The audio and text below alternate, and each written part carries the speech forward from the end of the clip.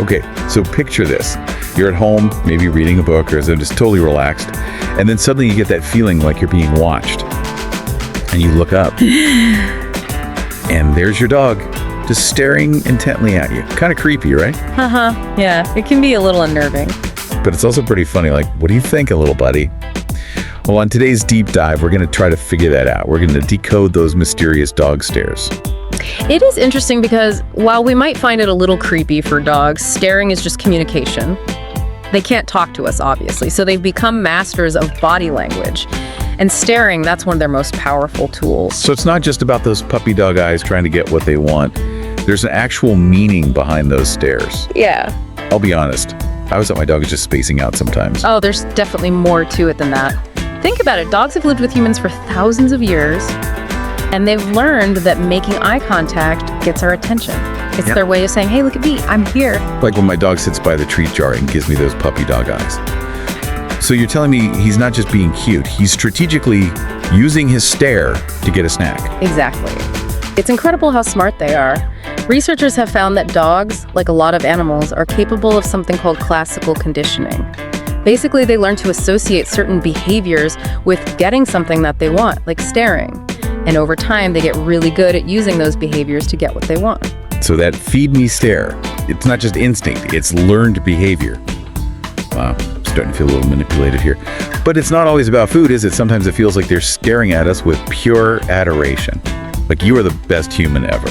You're absolutely right. Staring can be a powerful way for them to show affection, especially for dogs that have a strong bond with their humans. It's their way of saying, I'm with you, I love you. It's like a visual hug. Oh, okay, that's sweet. But you mentioned anxiety earlier. How can we tell if a dog's stare is coming from a place of love or if it's a sign that something is wrong? Well, that's where paying attention to the context is key. A loving stare is usually soft and relaxed, often with a wagging tail, maybe some soft whimpers, or even a little doggy grin. But a stare that's coming from anxiety, it's going to feel different. It's often intense and unwavering, and it might even seem a little frantic. You might also notice other signs of distress, like pacing, whining, or lip licking. So if your dog is giving you that worried stare, especially when you're getting ready to leave the house, that could be a sign of separation anxiety. Exactly. What they're trying to communicate is, please don't leave me. It's important to remember they're not trying to be manipulative. They genuinely feel anxious and distressed about being alone, and that's definitely something that needs to be addressed with understanding and patience. This is already so insightful. I'm starting to see my dog's stares in a whole new light. But I have to ask, what about those times when a stare feels a bit threatening? Like you know it's time to back away slowly. You're right, not all stares are friendly. And to be honest, that's a little scary. So how can we tell the difference? How can we tell if a dog is being friendly or if they're saying back off? What should we be looking for? That's a really important point. A hard, fixed stare, especially when it's paired with tense body language, that's a warning sign. It's their way of saying, I'm uncomfortable, give me some space.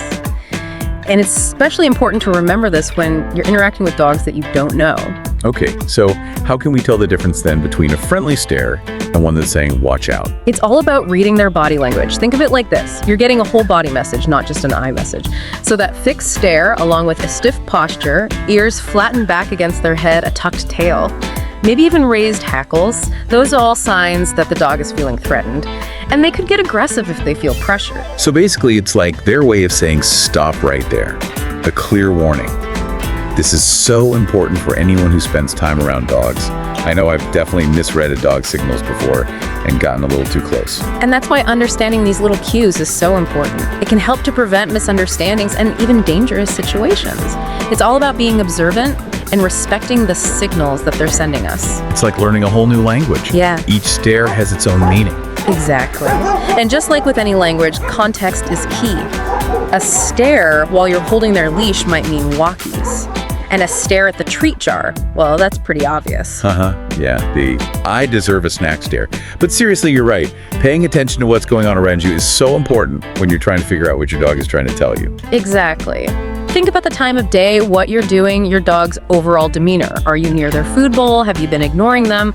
All of those things matter.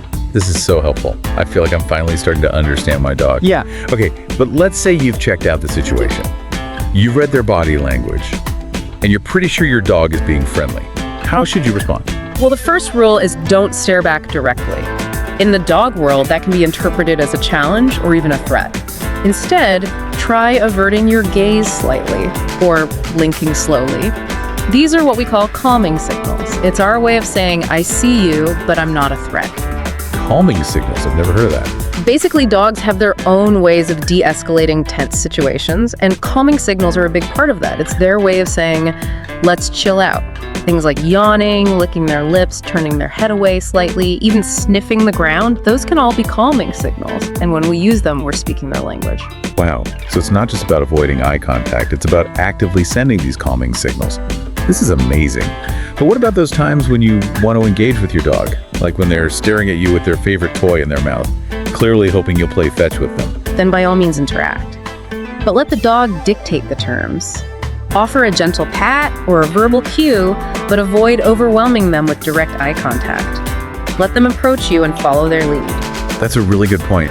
It's about respecting their space and letting them choose how they want to interact. I think we forget that sometimes. We just want to shower them with attention, but they might not always be feeling it. Yeah, it's like we're finally starting to understand them. And their communication is so much more complex than we thought. Yeah, and research in this area is constantly evolving. We're learning new things all the time about how dogs think and how they see the world and how they communicate with us. It really makes you wonder what we'll discover next about those stares. Now I want to leave you with something to think about. Think about your own dog, their personality, their quirks, how they interact with you. How do they use their stare to communicate with you specifically? That's a great question. Because those stares really are like a window into their world, their emotions, their connection with us. So the next time you catch your dog staring at you, don't just ignore it. Take a moment and really pay attention. What are they trying to tell you? You might be surprised by what you learn. And who knows, you might even discover a whole new way to communicate with your furry friend. Thanks for joining us for this deep dive into the fascinating world of dog stares. Until next time, keep those eyes peeled and those ears perked. There's always more to learn. Thank you for your watching. If you find this video is helpful to you, please share it with your family and friends. Leave us a like and subscribe to our channel. And turn on the bell, that way you don't miss every single one of our videos. So that's for today's video. See you next time.